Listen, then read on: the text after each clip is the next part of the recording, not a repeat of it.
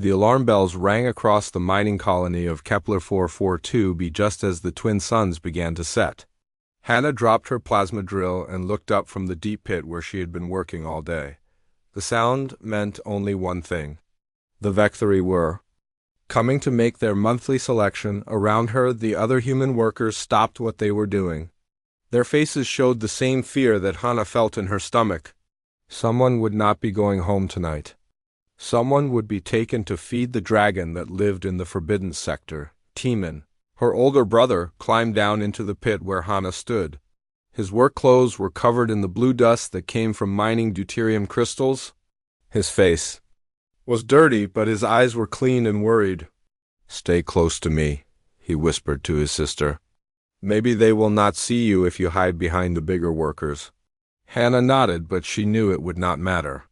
The Vectri had ways of finding exactly who they wanted. They never picked randomly. They always chose someone young and healthy, someone who would make the dragon happy. The ground began to shake as the Vectri transport ships landed near the mining facility. Hannah could see their dark shapes against the purple sky.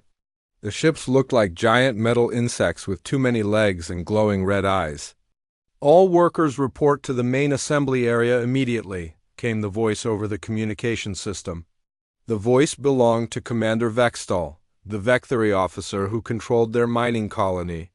His voice always sounded like metal scraping against stone. Timon took Hannah's hand and they walked together toward the assembly area.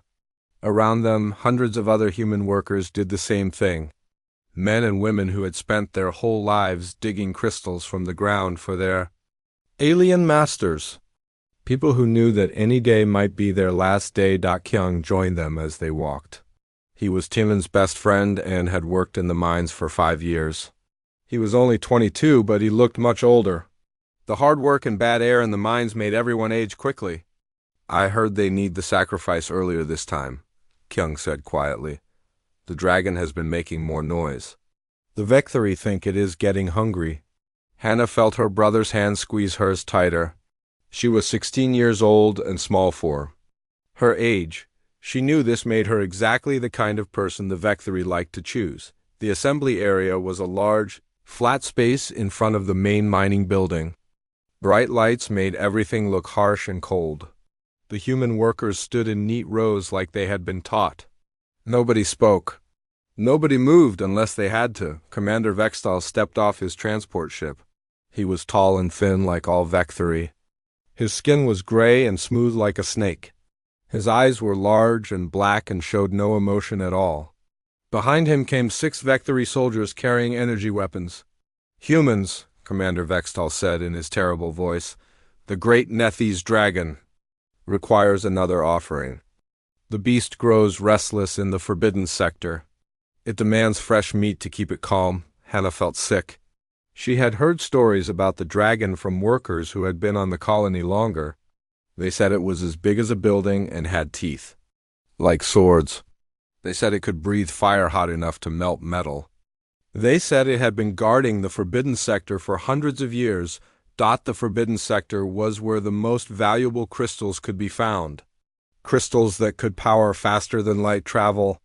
But the dragon would not let anyone near those crystals unless it was fed regularly. Commander Vextal began walking slowly along the rows of workers.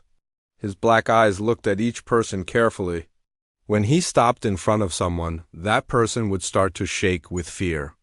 But then he would move on. Hannah tried to make herself smaller. She looked down at the ground and hoped the Vectri commander would not notice her. But she could feel his presence getting closer and closer. When the footsteps stopped right in front of her, Hannah knew her time had come.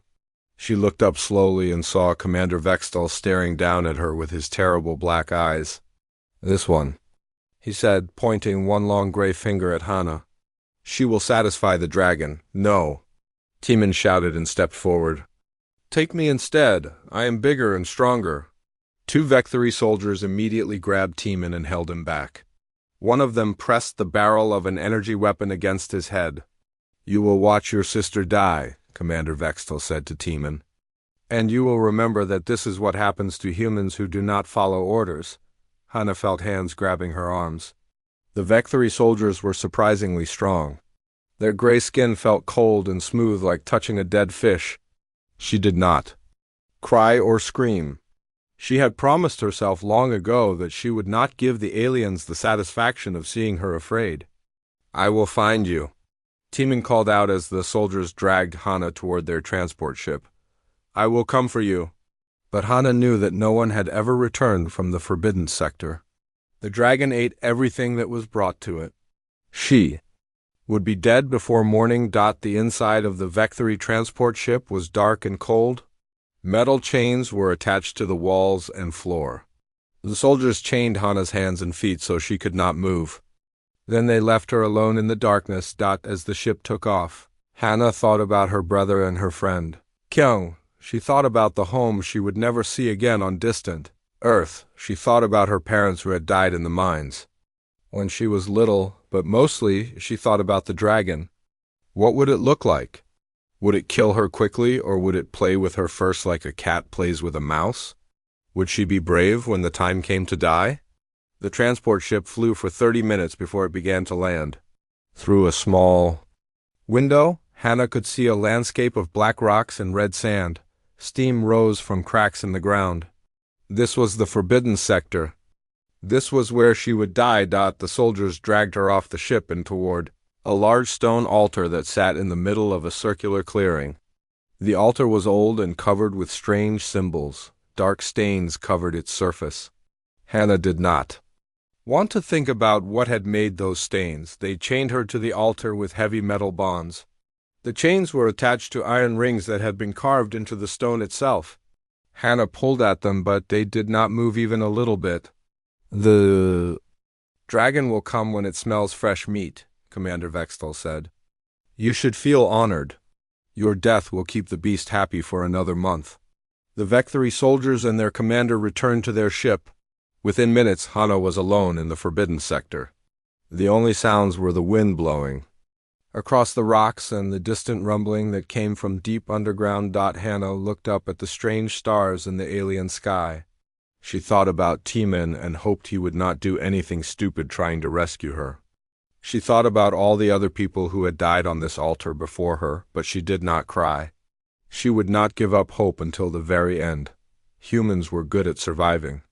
Maybe she could find a way to live through this night. In the distance, something large began to move in the shadows between the rocks.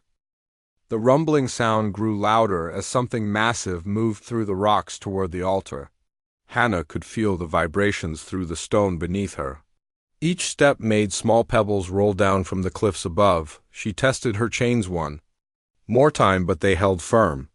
The metal rings had been carved deep into the altar stone. Hundreds of years of sacrifices had worn smooth grooves where other prisoners had pulled against their bonds. The smell reached her first. It was not the terrible smell of death and decay that she had expected. Instead, it smelled like heated metal, and something else she could not identify. Something clean and sharp like the air after lightning strikes. Then she saw the eyes. Two huge golden orbs appeared in the darkness between the rocks. They glowed with their own inner light and were as large as dinner plates. The eyes moved slowly as they studied Hana chained to the altar. The dragon stepped into the clearing and Hana forgot how to breathe. Korath was nothing like the monster from the stories. Yes, he was enormous. His body was longer than 3 transport ships placed end to end. His scales were deep purple and black, and they reflected the starlight like polished metal. But he was also beautiful in a way that made Hana feel small and amazed at the same time. The dragon moved with grace despite his size. His 4 legs were thick as tree trunks, but he placed each step carefully. His long neck curved elegantly as he lowered his great head to look at the human girl chained to his altar. Hana stared back into those golden eyes and saw something she had not expected. Intelligence. These were not the eyes of a mindless beast that only wanted to eat and destroy. These eyes held thought and memory and something that looked almost like sadness. Korath opened his mouth, and Hana could see rows of teeth each as long as her arm. His breath was warm and smelled like heated metal. She closed her eyes and waited for the end, but the bite never came. Instead, she felt something strange. The dragon was sniffing her. His great nostrils flared as he breathed in her scent. Then he made a sound that was not a roar or a growl. It was almost like a whimper. Hannah opened her eyes. The dragon had pulled his head back and was looking at her with an expression she could not understand. His golden eyes were wide and seemed confused or surprised. Korath began to make sounds deep in his throat. Not threatening sounds, but something else. Something that reminded Hannah of the way her mother used to hum lullabies when Hannah was very small. The dragon moved around the altar slowly. Never taking his eyes off Hannah, she turned her head to follow his movement as much as the chains would allow. He was studying her from every angle like he was trying to solve a puzzle. Finally, Korath settled down on his belly in front of the altar. His head was now at the same level as Hannah's. They looked at each other in silence for a long time. Hannah realized that she was no longer afraid. The dragon could have killed her in a dozen different ways by now. The fact that she was still alive meant something. Maybe he was not hungry. Maybe he was curious about her. Maybe there was hope after all. "Hello," she said quietly. Her voice sounded very small in the vast clearing. The dragon's ears perked up at the sound. They were smaller than Hannah had expected and shaped like a cat's ears. When he heard her speak, he tilted his great head to one side. "Can you understand me?" Hannah asked. Korath made a rumbling sound that was almost like a purr. Then he did something amazing. He nodded. It was a very small movement, but definitely a nod. "You can understand," Hannah whispered. "You really can think." The dragon's eyes grew brighter, and he nodded again. Then he looked at the chains that held Hannah to the altar. His expression changed to something that looked like anger. Korath stood up and moved closer to the altar. Hannah held very still as the dragon examined her chains. He sniffed at the metal and made a disapproving sound. Then he opened his mouth, and Hannah saw a soft orange glow building in his throat. She thought he was going to breathe fire and burn her alive. But instead, a thin stream of very hot flames shot out and hit the chain near her left wrist. The metal began to glow red and then white hot.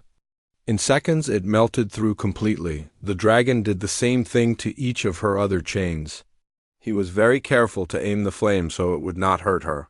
When the last chain melted away, Hannah was free. She sat up slowly and rubbed her wrists where the metal had chafed her skin.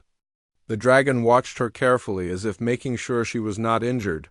"Thank you," Hannah said. Korath made that purring sound again. Then he surprised her by lowering his great head until it was resting on the altar next to her. His scales were warm to the touch and felt like polished stone. Without thinking, Hannah reached out and placed her hand on the dragon's snout. His eyes closed and he sighed deeply. It was a sound full of loneliness and pain that went on for almost a minute.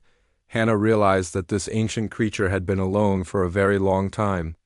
The story said he had been guarding the forbidden sector for hundreds of years. All that time with no one to talk to. No one who could understand him. "You're lonely," she said softly. The dragon opened his eyes and looked at her. In those golden depths, she saw the truth. Korath was not a monster. He was a prisoner just like she had been. The Vectari had put him here to guard their precious crystals, but they had never bothered to learn that he was intelligent, that he had feelings and thoughts and memories. A new sound reached them from the distance. The hum of Vectari transport engines. Hannah looked toward the noise and saw lights moving in the darkness. "They're coming back to check on me," she said, "to make sure you ate me." Korath followed her gaze and his lips pulled back to show his teeth. The sound he made now was definitely a growl. It was deep and threatening and made the rocks around them vibrate. The dragon stood up and looked down at Hannah. He made several different sounds and pointed with his snout toward a cave opening in the cliff wall. Hannah could not understand his words, but his meaning was clear. He wanted her to hide. "You want to protect me," she said with wonder in her voice. Korath nodded firmly. Then he did something that made Hannah's heart soar with hope. He lay down again and extended one of his great wings toward her like a bridge. "You want me to climb on your back," Hannah said. Another nod. Hannah had never been so scared and excited at the same time. She climbed carefully onto the dragon's wing and then up to his neck. His scales provided good grip for her hands and feet. When she was secure, Korath rose to his feet. Hannah felt like she was sitting on top of a moving mountain. The dragon walked toward the cave with smooth, careful steps. The cave was larger than it had looked from the altar.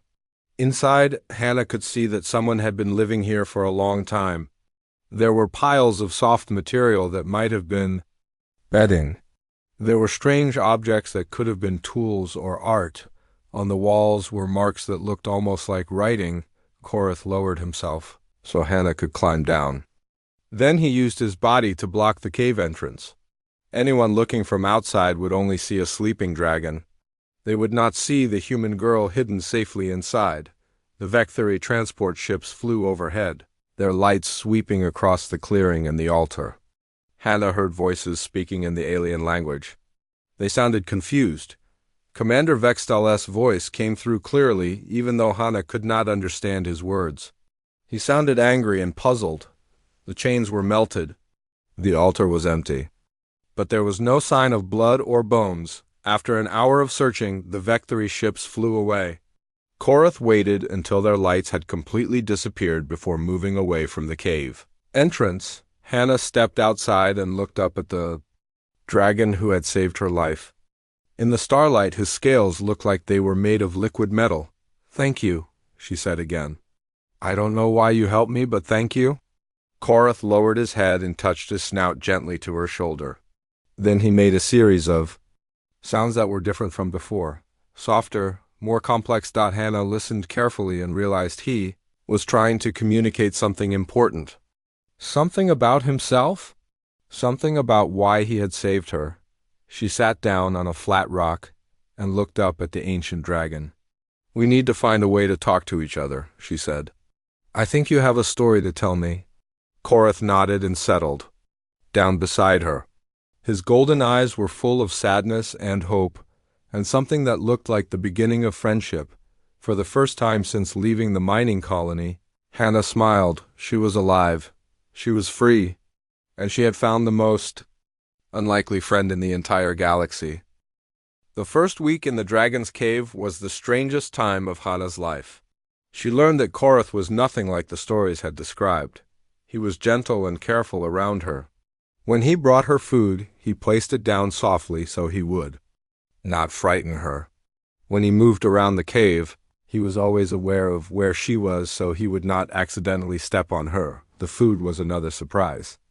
Hannah had expected raw meat or worse. Instead, Korath brought her fruits and roots that grew in hidden places around the Forbidden Sector. He seemed to know which plants were safe for humans to eat and which ones were poisonous. On the third day, Hannah decided they needed to find a better way to communicate. She found a smooth patch of sand near the cave entrance and began drawing pictures with a stick.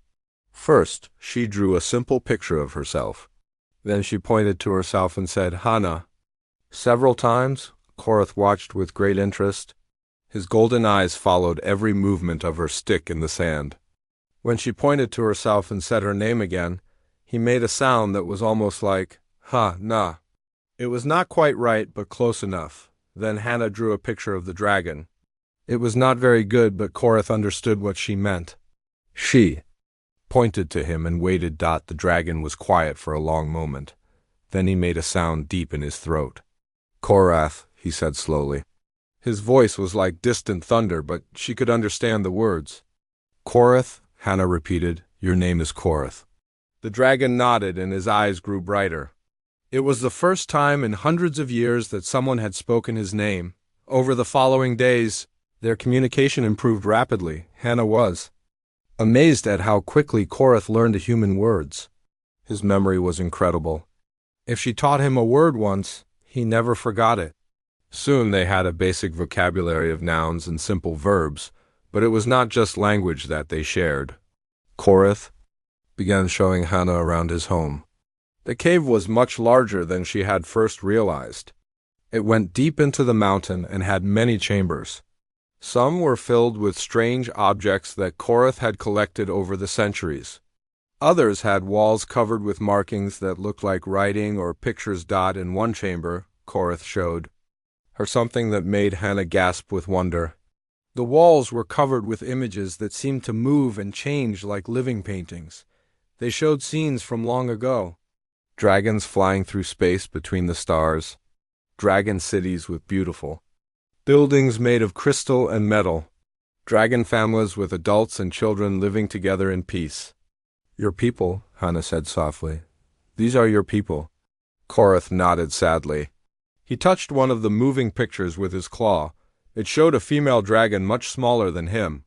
She had the same golden eyes and her scales were silver instead. Of purple family, Korath said in his thunder voice. It was one of the new words Hannah had taught him. She was your family, Hannah said. What happened to her? Korath's expression grew dark. He pointed to another part of the wall where the pictures showed Vecthory ships attacking the dragon cities. The images were hard to watch. They showed dragons falling from the sky. They showed eggs being taken from their nests. They showed the last few survivors being chained and forced to work for their conquerors. They killed them all, Hannah whispered. The Vecthory killed all the dragons. All gone, Korath said. His voice was full of pain. Only Korath left. Hannah felt tears running down her face. She understood now why the dragon was so lonely. He was the last of his kind. He had been alone for hundreds of years, forced to guard the crystals that the Vecthory had stolen from his people. I'm sorry, she said. I'm so sorry. Korath lowered his great head until it was resting on the ground near Hannah. She walked over and placed both her hands on his snout. His scales were warm and she could feel him trembling. They stayed like that for a long time. A human girl and the last dragon in the galaxy, sharing their grief for all the family they had lost. As the days passed, Hannah began to understand more about Korath's situation. He was not just guarding the forbidden sector because the Vecthory told him to. He was trapped here by a device they had placed around his neck. It looked like a collar, but Hannah could see it was much more than that. It had lights that blinked and made soft humming sounds. Control? Korath explained when she asked about it. Vecthory control, Korath, cannot leave, cannot fight. It hurts you if you try to disobey, Hannah said. Korath nodded. Much pain. Korath tried many times. Now no more try. Hannah felt angry. The Vecthory had not just enslaved the dragon. They had broken his spirit. They had made him give up hope. But Hannah had hope. It was something that humans were good at keeping alive even in the worst situations. And she was determined to share that hope with Korath. She began telling him stories about Earth and about human families. She told him about her parents and how they had loved each other. She told him about Timon and how her brother had always protected her. She told him about human cities and human art and human music. Korath listened to every word. He asked questions about things he did not understand. He was especially interested in the idea of human families choosing to stay together because they loved each other, not because they were forced to. Dragons same, he told her. Dragons choose family. Choose mate, choose to protect young ones. But the Vecthory took that away from you, Hannah said. Yes, Korath said sadly. Take family. Take eggs. Take freedom. Leave only Korath. In return, Korath told Hannah about dragon culture. Dragons lived for thousands of years. They were born with the ability to speak to each other across great distances using their minds. They could share memories and emotions without words. They built their cities in harmony with nature instead of destroying it. Sounds beautiful, Hannah said. Was beautiful, Korath replied. Now only in memory. But as they talked, Hannah began to notice changes in the dragon. His golden eyes grew brighter. He held his head higher. He began to move with more confidence around the cave. Having someone to talk to was healing something inside him that had been broken for a very long time. Hannah was changing too. Living with Korath was teaching her things she had never imagined. He showed her how to read the signs in the rocks that told when dangerous creatures were nearby. He taught her which crystals were safe to touch and which ones would burn her skin. He shared his knowledge of the planet's weather patterns and how to find water in the desert. Most importantly, he was teaching her to see the world differently. Humans had always thought of dragons as monsters, But Korath was proof that they were wrong. He was intelligent and kind and caring. He was everything that humans claim to value in their own people. One evening, as they sat together watching the sunset, Hannah made a decision. "Korath," she said, "I want to help you." The dragon looked at her with surprise. "Help how?" "The collar. The thing around your neck. There has to be a way to remove it." Korath shook his head sadly. Vectory technology. Too strong for dragon claws. "But maybe not too strong for human hands," Hannah said. "Humans are good at figuring out how machines work. Maybe I can find a way?" For the first time since she had met him, Korath looked hopeful. "Hannah think can break control?" "I don't know," Hannah admitted. "But I want to try. You saved my life. Now I want to save yours." Korath was quiet for a long moment. Then he did something that surprised her. He made a sound that was almost like laughter. "What?" Hannah asked. "Vectory think dragon eat human girl," he said.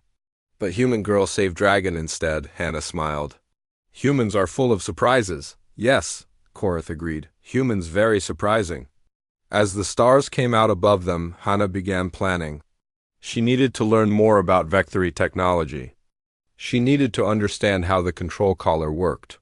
And somehow, she needed to find a way to set her friend free. It would be dangerous.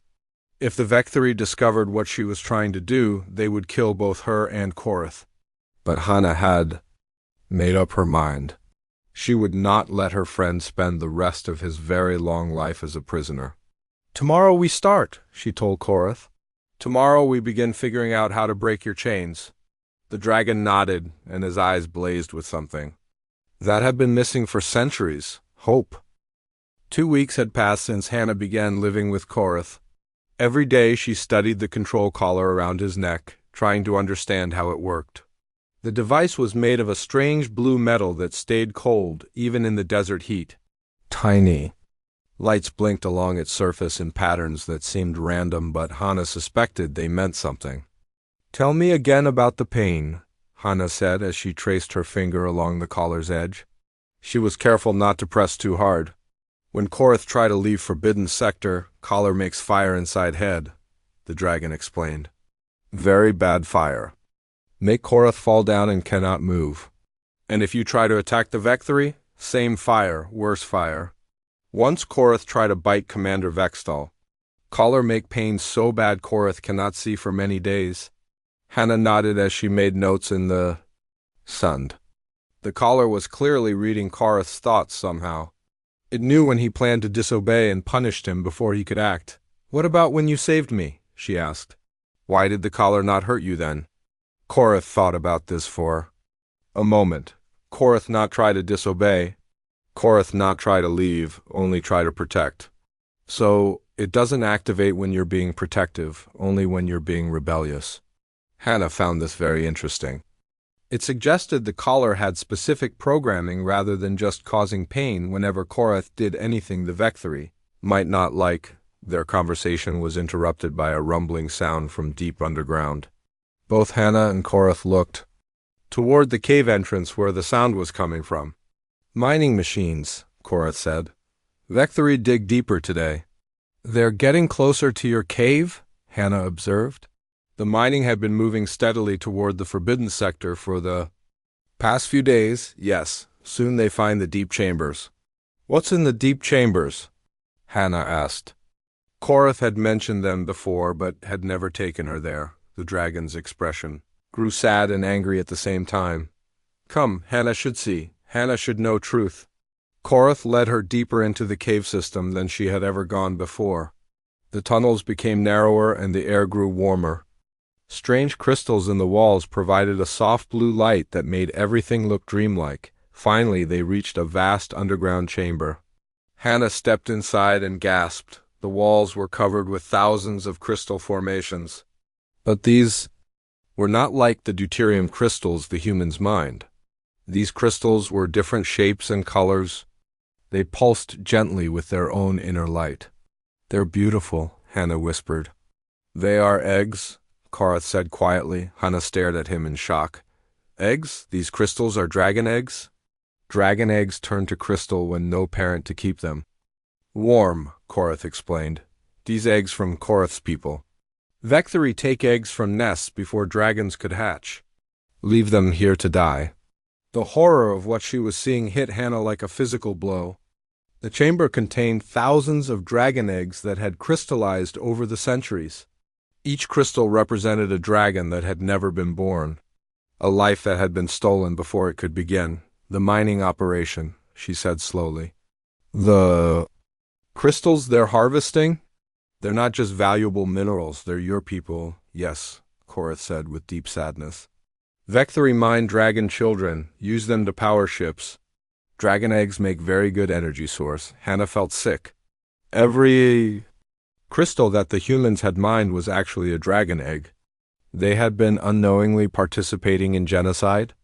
The Vectari had not told them what they were really harvesting. Do the other miners know? She asked. No, Vectari tell humans they mine rare crystals. Do not tell truth. We have to stop them, Hannah said fiercely. We have to tell my brother and the others what they're really doing. How? Korath asked. Hannah cannot leave Forbidden Sector. Vectari will capture, and Korath cannot leave because of Collar. Before Hannah could answer, they heard voices echoing through the tunnels. The sounds were getting closer. Someone was coming toward the chamber. Hide, Korath whispered urgently. He gestured toward a cluster of large crystals where Hannah could conceal herself. Hannah crouched behind the crystallized eggs and listened as the voices grew louder. She could hear Vectari soldiers speaking in their harsh language, but there were human voices too. Her heart jumped when she recognized one of them. It was Timon, her brother, appeared in the chamber entrance along with Kyung and 3 other miners. They were escorted by 4 Vectari soldiers with energy weapons. The soldiers forced the humans to their knees in front of the crystal formations. This is the deep sector we told you about, one of the soldiers said in broken human language. Very rich deposits here. You will expand mining operation to include this chamber. Hannah watched as her brother looked around at the thousands of crystals. His face showed amazement at their beauty but also confusion. I've never seen crystals like these, Timon said to Kyung. The energy readings are incredible. These could power a starship for years. Begin harvesting immediately, the Vectari soldier commanded. Commander Vextal wants 50 crystals removed by tomorrow. The soldiers left the miners alone in the chamber with their equipment. Hannah wanted desperately to call out to her brother, but she knew it would put everyone in danger. Instead, she watched as Timon and the others began setting up their extraction tools, but something was wrong. As soon as Timon's scanner touched one of the crystals, it began beeping rapidly. That's strange, he said. These readings don't match any mineral I know. The crystal structure is unlike anything in our databases. Kyung came over to look at the scanner readings. The density is all wrong for deuterium crystals, and look at this. He pointed to a display on the scanner. These crystals contain organic compounds. Organic? Timon frowned. What kind of organic compounds? DNA sequences, protein structures. This isn't a mineral at all, Timon. These crystals were once alive. The 2 men looked at each other with growing alarm. Hannah held her breath as she watched her brother's expression change from confusion to horror. Living tissue that crystallized over time, Timon said slowly. But what kind of creature would leave remains like this? Before Kyung could answer, a low rumbling sound filled the chamber. Both men looked around nervously as the sound grew louder. What was that? Kyung asked. The rumbling came again, and this time Hannah recognized it. It was Korath growling. The dragon was trying to stay hidden, but seeing the miners preparing to harvest his people's eggs was more than he could bear. We need to get out of here, Timon said. Something doesn't feel right about this place. But as they started to gather their equipment, more Vectari soldiers appeared in the chamber entrance. These soldiers looked different from the ones who had brought the miners. They wore black armor and carried heavier weapons. Continue working, the lead soldier commanded. You will not leave until 50 crystals are harvested. But sir, Timon said, our scans show these aren't normal crystals. They contain biological material. We need to report this to... The soldier struck Timon across the face with the back of his hand. You will not question orders. You will mine crystals and ask no questions. Hannah watched in anger as her brother touched his bleeding lip. She wanted to rush out and help him, but she knew it would only make things worse. That's when Korath made his decision. The dragon stepped out of the shadows where he had been hiding. His massive form filled the chamber entrance behind the Vecthory soldiers. His golden eyes blazed with fury and his lips were pulled back to show his terrible teeth. The soldiers spun around and raised their weapons, but they hesitated when they saw the dragon. They had been told that the beast was under control, that it would never attack Vecthory forces. Impossible, one soldier said. The dragon should not be here. The control system keeps it in the upper sectors. Korath looked directly at the soldier who had hit Timon. When he spoke, his voice was like thunder rolling across the mountains. You will not hurt the humans, he said in perfect Vecthory language. The soldiers were so shocked to hear the dragon speak that they forgot to fire their weapons. They had always assumed he was just a dumb animal. Hannah's brother and the other miners were equally stunned. They had come face to face with the legendary dragon of the Forbidden Sector. And he was talking. The dragon speaks, Kyung whispered. In amazement. More than speak, Korath said, switching to human language. Dragon thinks. Dragon remembers. Dragon knows what you mine here. He gestured with one massive claw toward the crystallized eggs that covered the chamber walls. These not crystals, Korath told the miners. These dragon children, dragon eggs stolen by Vecthory, left to die and turned to stone. Timon looked from the dragon to the crystals and back again. Understanding dawned on his face. We've been mining dragon eggs, he said in horror. The Vecthory made us mine the remains of dragon children. Yes, Korath said sadly. All humans on mining colony help Vecthory steal dragon children. But humans not know truth. The Vecthory soldiers finally recovered from their shock and aimed their weapons at the dragon. But Korath was ready for them. A stream of fire shot from his mouth and melted their energy weapons before they could fire. Now you listen, Korath said to the soldiers. You tell humans truth. You stop making them mine dragon children, or Korath will stop being good dragon. Korath's pain-filled roars echoed through the crystal chamber as the collar sent wave after wave of agony through his body. Hannah knelt beside the dragon's great head, her hands pressed against his burning scales. She could feel the heat coming from the control device around his neck. Turn it off, she shouted at the Vecthory soldiers. You're killing him, the lead soldier laughed coldly. The beast chose to disobey, now it learns the price of defiance. Timon pushed past the other miners and ran to his sister's side. Hannah, what are you doing here? How did you survive? Korath saved me, she said, without taking her eyes off the suffering dragon. He's not a monster, Timon. He's intelligent and kind. The Vecthory have been torturing him for hundreds of years. Commander Vextal's voice crackled through the soldiers' communication devices. Increase collar power to maximum. If the dragon dies, we will find another way to guard the mining operation. The collar's lights blazed brighter and Korath's roars became screams of pure agony. His massive body thrashed against the crystal formations, sending broken pieces flying across. The chamber Hannah felt tears streaming down her face as she watched her friend suffering. Please stop, she begged the soldiers. He was only trying to protect us. The dragon is property of the Vecthory Empire, the lead soldier said. It has no rights. Neither do you, human girl. That's when Timon noticed something that made his engineer's mind start working. The collar was connected to a small control unit on the soldier's belt.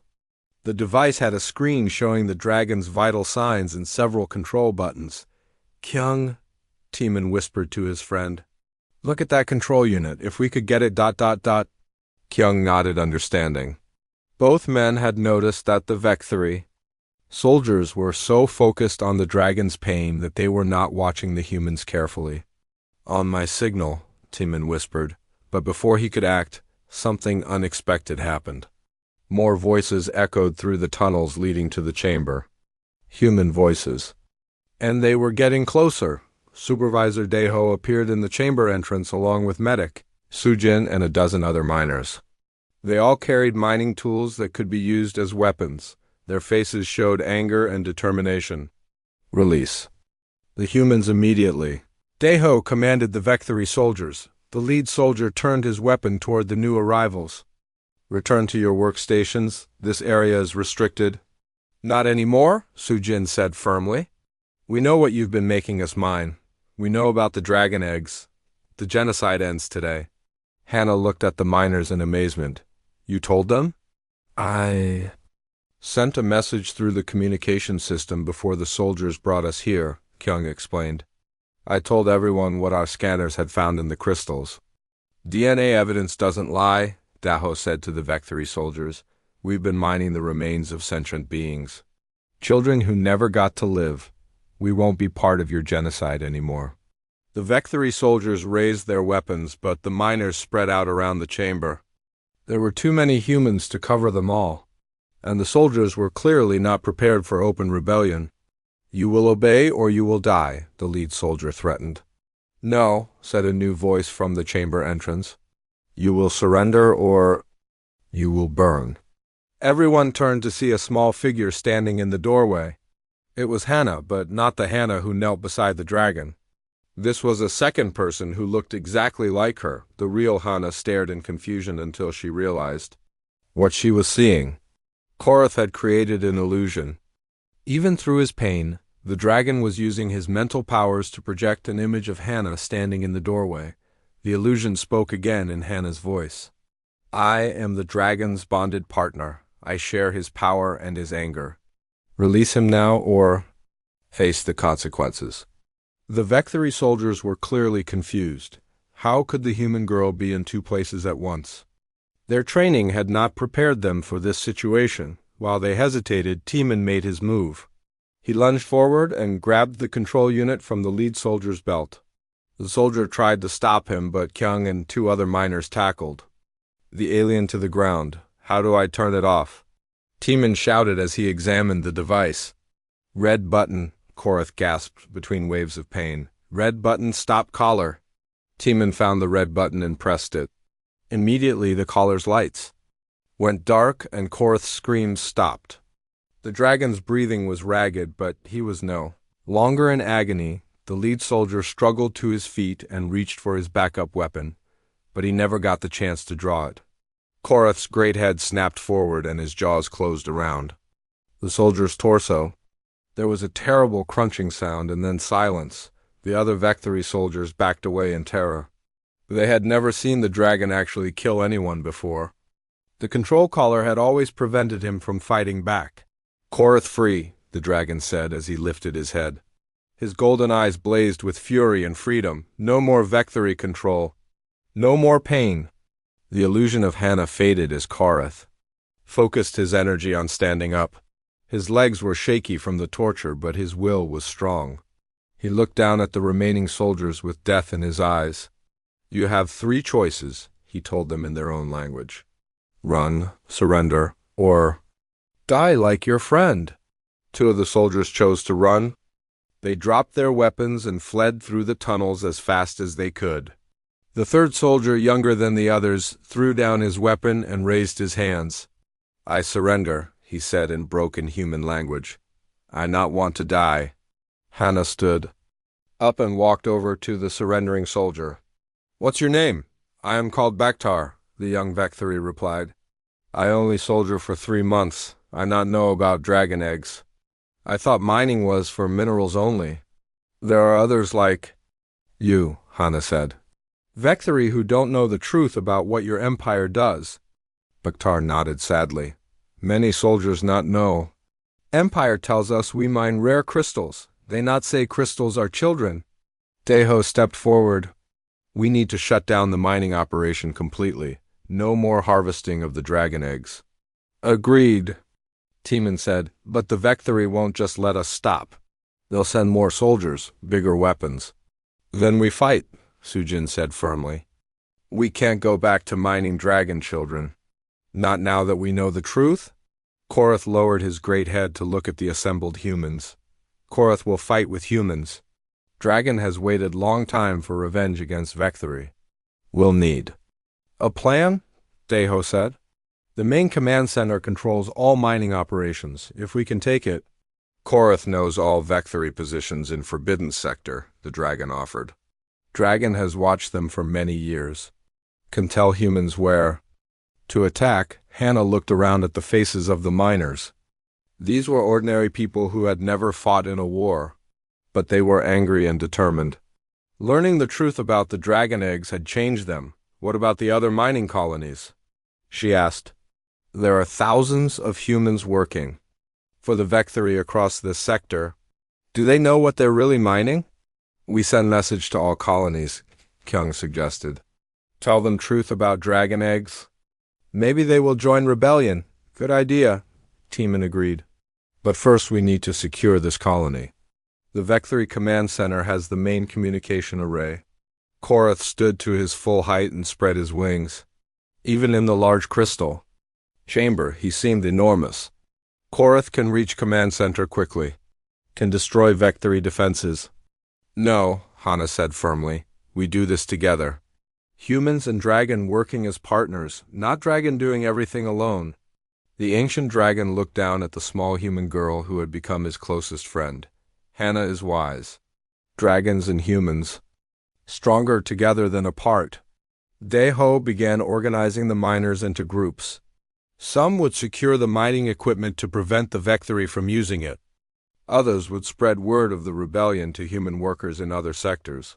A third group would join the assault on the command center. What about the crystallized eggs? Sujin asked. Can anything be done to help them? Korath turned to look at the thousands of dragon eggs that covered the chamber walls. His expression was full of sadness and hope. Dragon eggs not truly dead, he said softly, only sleeping. With proper care, some might still hatch, but need dragon fire to warm them. Need dragon song to wake them. Then that's what we'll do, Hannah said. After we defeat the Vecthory, we'll help you bring your people back. Bring dragons back? Korath's eyes grew wide with amazement. Hannah thinks possible? Humans are good at fixing things that seem broken, she said with a smile. And dragons are good at protecting things that are precious? Together, maybe we can give your children the chance to live. The young Vecthory soldier, Bektar, stepped forward hesitantly. I help too, he said. I want to make right what Empire did wrong. Korath studied the alien soldier for a long moment. Then he nodded slowly. Bektar can help. But if Bektar betrays humans or dragon, Korath will eat him. I understand, Bektar said. I not betray. I want dragon children to live too. As the group prepared to leave the crystal chamber, Hannah took one last look at the thousands of eggs covering the walls. Each one represented a life that had been stolen. But maybe, with courage and determination, some of those lives could still be saved. The rebellion had begun. And for the first time in centuries, there was hope for the dragons of Kepler 442b. 3 months after the rebellion began, Hannah stood on the observation deck of the mining colony's command center. The building now belonged to the humans and their dragon ally. Through the large windows, she could see Korath flying patrol circuits around the settlement. His massive wings caught the light of the twin suns as he soared through the purple sky. The battle for the command center had lasted only 2 hours. The Vecthory had not expected a coordinated attack from both humans and dragon. Korath's fire had melted their defensive barriers while the miners used their knowledge of the facility's layout to strike at weak points. Commander Vextal had surrendered when faced with certain death, but the real victory had come later. When the truth about the dragon eggs spread to other human colonies across the sector, the response was immediate and overwhelming. Millions of human workers laid down their mining tools and refused to harvest another crystal. The Vecthory Empire's most profitable operation ground to a halt in a matter of days. The supply ships are ready to depart, Teeman reported as he joined his sister on the observation deck.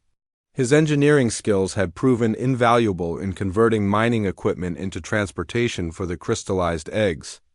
We'll have the first batch of eggs delivered to the sanctuary world by next week. Hannah nodded. The sanctuary world was a planet that humans had discovered in unclaimed space. It had the right atmosphere and temperature for dragon eggs to survive. More importantly, it was far from Vecthory territory. The eggs would be safe there while Korath and human scientists worked to find ways to help them hatch. How many eggs total? She asked. Nearly 50,000 from this colony alone, Tiemann said. The other colonies are reporting similar numbers. We estimate there are over 2 million crystallized dragon eggs across all the mining operations. 2 million dragon children who had never been allowed to live. The number still made Hana feel sick, but now there was hope that at least some of them could be saved. Korath believes about 1 in 10 eggs might still be viable, Tiemann continued. If he's right, we could see 200,000 dragons eventually. Enough to rebuild their species. Hana said with wonder. A soft rumbling sound announced Korath's landing outside the command center. The dragon had grown stronger over the past months. Freedom from the control collar had healed more than just his body. His spirit was stronger too. His golden eyes blazed with purpose and hope. Hana and Tiemann made their way outside to meet their friend. Korath lowered his great head so they could speak to him face to face. Report from Eastern Sector, Korath said in his thunder voice. All Vecthory forces have withdrawn. Humans control all mining facilities now. What about the Vecthory Empire's response? Hana asked. Are they sending warships? Some ships coming, Korath confirmed. But many Vecthory worlds now in rebellion. 2. Young Bektar's message reached his homeworld. Truth about dragon genocide spreads through Empire. Many Vecthory people angry at their leaders. Bektar had proven to be a valuable ally. His knowledge of Vecthory military codes had allowed the rebels to send messages directly to alien homeworlds. When ordinary Vecthory citizens learned what their empire had done to the dragons, many had joined the rebellion against their own government. Revolution spreading faster than Empire can stop, Korath added with satisfaction. Sujin approached, the group carrying a datapad with the latest reports. The human colonies in the Centauri sector have declared independence from Vecthory rule, she announced. The aliens are losing control of their territory. Good, Hana said. But we need to focus on our own mission. How are the egg revival experiments going? Sujin's expression grew excited. Daeho thinks he's found something. You should see this. They followed her to the research lab that had been set up in the former Vecthory administrative building. Daeho was working with a small crystallized egg about the size of a human head. The egg sat in a chamber filled with warm, humid air. Strange machines monitored its condition with sensors and displays. Watch this, Daeho said as he activated one of the machines. The chamber began to fill with a soft, musical sound. It was Korath's voice, but not speaking words. The dragon was singing an ancient lullaby that his people had once used to help their eggs hatch. As the song continued, something amazing happened. The crystallized egg began to glow with a faint inner light. The hard crystal surface started to soften and become more flexible. It's working, Hana whispered in amazement. The combination of dragon song and proper temperature is reversing the crystallization process, Daeho explained. The egg is returning to its natural state. Korath made a sound that was half joy and half sob. Dragon child lives. Dragon child? Can still hatch. How long before we know for sure? Tiemann asked. Maybe 2 weeks for this egg, Daeho said. If it works, we can begin the process on thousands of others. Over the following days, more miracles occurred. Not just with the dragon eggs, but across the entire sector. Human colonies that had been under Vecthory control for decades were declaring their freedom. Other alien species that had been enslaved by the Empire were joining the rebellion. The story of Hana and Korath had spread far beyond their original mining colony. The tale of a human girl who befriended a dragon and helped free his people inspired others to stand up against oppression. On a warm morning 2 weeks later, Hana was awakened by an excited shout from the research lab. She ran there as fast as she could and found everyone gathered around the experimental egg chamber. The egg was moving. It's hatching, Sujin said, with tears in her eyes. Cracks appeared across the surface of the egg. A small snout pushed through one of the cracks, followed by a tiny golden eye. The baby dragon was no bigger than a house cat but perfectly formed. Korath pressed his face against the chamber window and began making soft crooning sounds. The baby dragon heard his voice and chirped in response. "She knows you," Hana said softly. "She recognizes your voice." "Dragon memory passes through generations," Korath explained. "Baby knows Korath's song from before she was born." The baby dragon finished breaking out of her egg and looked around at all the faces watching her. Her scales were silver-like. Starlight and her eyes were the same brilliant gold as Korath's. "What will you name her?"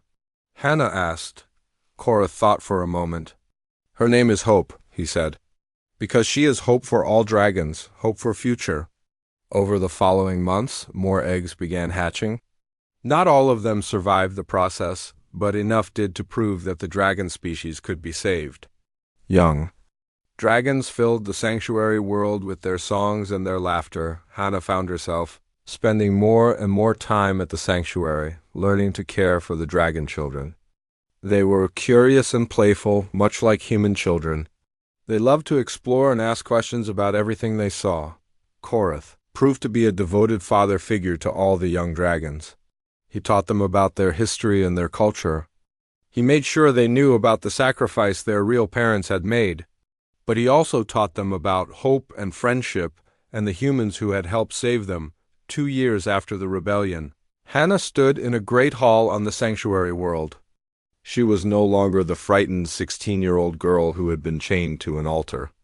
She had grown into a confident young woman who served as the first human ambassador to the dragon people. Around her, hundreds of young dragons played and learned alongside human children. The two species had formed bonds that would last for generations. What had started as a friendship between one girl and one dragon had become an alliance between two peoples. "The first dragon-human exploration ship launches next month," Timu reported as he joined his sister in the hall. "Korath will be the commander, with a mixed crew of both species." Hana smiled as she watched Korath teaching a group of young dragons how to fly in formation. The ancient dragon, who had once been alone and hopeless, was now surrounded by family and friends. "Where will they explore first?" she asked. "The Outer Rim territories. There are reports of other species that need help escaping from various empires.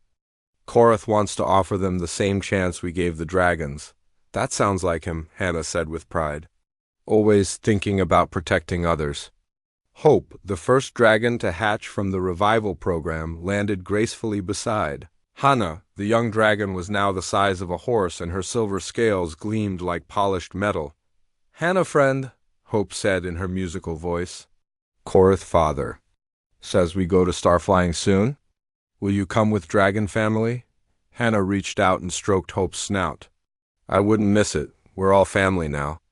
As the sun set over the sanctuary world, Hana reflected on how much had changed. What had begun as a simple mining operation had become a revolution that freed multiple species from oppression. A human girl who was meant to be dragon food had become the bridge between two civilizations, but most importantly, a lonely dragon who thought he was the last of his kind had discovered that family is not just about blood and genetics. Family is about love and loyalty and the willingness to protect each other no matter what. The Vecthory Empire had fallen apart within a year of the dragon egg discovery. Without their enslaved workers and stolen resources, they could not maintain control over their territory. Many Vecthory, like Bektar, had joined the new alliance of free peoples. Now, as Hana looked up at the stars, she knew that among them were worlds full of beings who had learned that cooperation was stronger than conquest. That understanding was more powerful than force, that even the smallest person could change the course of history if they had enough courage and compassion. The age of empires built on slavery and genocide was ending. In its place was rising something new, an alliance of equals, a family of species that would explore the galaxy together, protecting the weak and spreading the message that all life was precious. And at the heart of it all was the friendship between a human girl and a dragon who had saved each other and, in doing so, had saved countless others. The legacy of their bond would echo through the stars for generations to come.